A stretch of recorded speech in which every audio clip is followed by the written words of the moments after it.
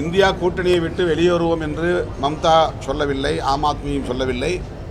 அங்குள்ள நிலவரத்தின் அடிப்படையில் காங்கிரசுக்கு போதுமான இடங்களை ஒதுக்க முடியாத நிலையில், அவர்கள் எதிர்பார்க்கிற அளவுக்கான இடங்களை ஒதுக்க முடியாத நிலையில் இந்தியா கூட்டணியில் இருந்து கொண்டே நாங்கள் தனித்து போட்டியிடுவோம் என்றுதான் மம்தா பானர்ஜி அவர்கள் அறிவித்திருக்கிறார்.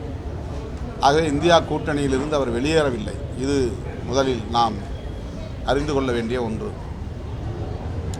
ஆம் ஆத்மி கட்சியும் பஞ்சாபில் தான் அப்படி சொல்லப்பட்டிருக்கிறதே தவிர டெல்லியிலோ ராஜஸ்தானிலோ அல்லது வேறு மாநிலங்கள் வட மாநிலங்களிலோ ஆம் ஆத்மி கட்சி அவ்வாறு சொல்லவில்லை. அவருடைய தலைவர் கெஜ்ரிவால் அவர்களும் அவ்வாறு சொல்லவில்லை. இந்தியா கூட்டணியில் ஆம் ஆத்மி கட்சி தொடர்கிறது. பஞ்சாபில் சில முரண், அவ்வளவுதான், தவிர வேறொன்றும் இல்லை என்கிற வகையில் இதை புரிந்து கொள்ள வேண்டும்.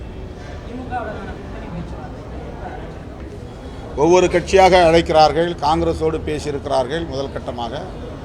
அடுத்து தோழமை கட்சிகள் ஒவ்வொன்றாக அழைக்கப்படும். எங்களுக்கும் அழைப்பு வரும். அப்போது உங்களுக்கு தெரிய வரும். அது அந்த குழுவோடு தான் நாங்கள் பேசி முடிவு செய்வோம்.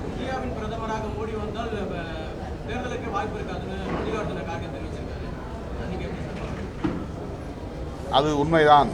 பாஜக ஒரே நாடு ஒரே கலாச்சாரம் என்று சொல்லுவதைப் போல ஒரே கட்சி ஒரே ஆட்சி என்கிற முழக்கத்தை முன்வைத்திருக்கிறது.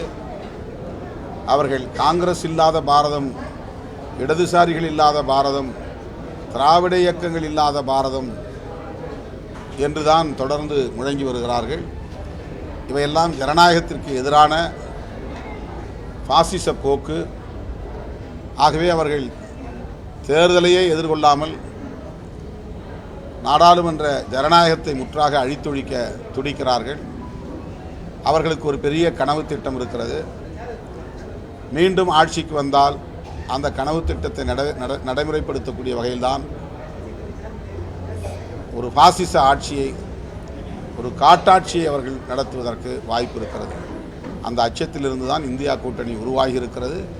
அதை வெளிப்படுத்தக்கூடிய வகையில் தான் மல்லிகார்ஜுன் கார்கே அவர்கள் பேசியிருக்கிறார்.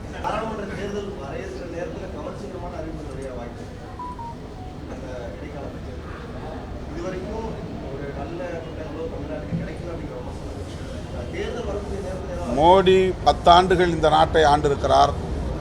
பாஜக 10 ஆண்டுகள் ஆட்சி செய்திருக்கிறது. அவர்கள் அறிவித்த எந்த ஒரு திட்டத்தையும் முழுமையாக அவர்கள் நடைமுறைப்படுத்தவில்லை, வாக்குறுதியை நிறைவேற்றவில்லை. எல்லாவற்றையும் திசை திருப்புவதற்காகத்தான் ராமர், அயோத்தி, ஜெய் ஸ்ரீராம் என்று அவர்கள் மக்களை திசை திருப்பிக் கொண்டிருக்கிறார்கள். வேலைவாய்ப்பின்மை, பொருளாதார வீழ்ச்சி, மக்களிடையே நிலவும் வறுமை, சாதியின் பெயரால் மதத்தின் பெயரால் நடக்கும் கொடுமைகள் போன்ற எவற்றையும் அவர்கள் பேசவில்லை, பேசுவதற்கு அனுமதிக்கவில்லை. அதை ஒரு பொருட்டாக அவர்கள் எடுத்துக்கொள்ளவில்லை. இவை அனைத்திலிருந்தும் மக்களின் கவனத்தை திசை திருப்புவதற்காகத்தான் ராமரை பயன்படுத்துகிறார்கள்.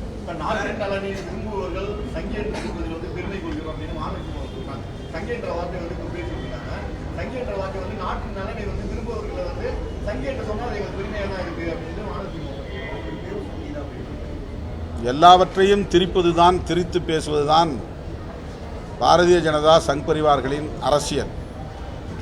சங்கி என்பதை அவர்கள் ஏதோ பெருமையாக எடுத்துக்கொள்வது போல ஒரு தோற்றத்தை உருவாக்குகிறார்கள். அது அவர்களின் காம்ப்ளெக்ஸ் என்ன என்பதை வெளிப்படுத்துகிறது.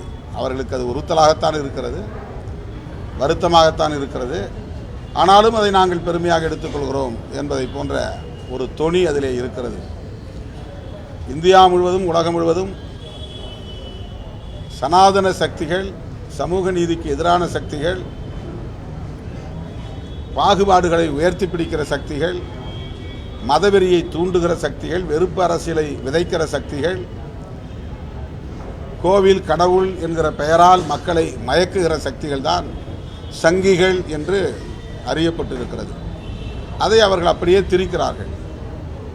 திரித்து வேறு பொருளை கொடுக்க முயற்சிக்கிறார்கள். அது எடுபடாது. செய்திகளை உடனுக்குடனும் துல்லியமாகவும் தெரிந்து கொள்ள சப்ஸ்கிரைப் பண்ணுங்க.